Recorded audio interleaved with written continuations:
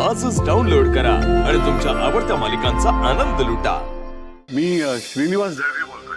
तुम्हाला हे सांगायला फोन केला होता की तुम्ही दिलेली ऑफर मला मान्य आहे। तुम्ही खूप योग्य निर्णय घेतलाय। भेटू उद्या। माझी मुलगी एका मुलानं तिचे फोटो कुठून तरी मिळवले आणि ते एडिट करून व्हायरल करेल अशी धमकी दिली। त्या नराधमांना शिक्षा झालीच पाहिजे।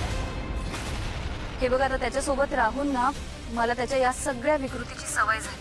सो मला होप्स आहेत की आता हे सगळं लवकरात लवकर संपणार आहे। संपवावंच लागेल।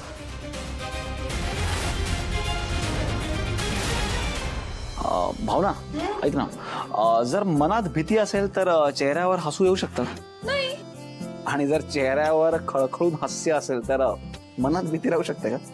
नाही सिद्धिराज, पण मला सांगा तुम्ही या दोन्ही गोष्टी एकत्र का करताय? नाही नाही नाही, हे सगळं मी नाही करत आहे, पण झी स्टुडिओची एक फिल्म आहे तुंबाडची मंजुळा, त्यात या दोन गोष्टी आहेत ना त्या एकत्र केल्या।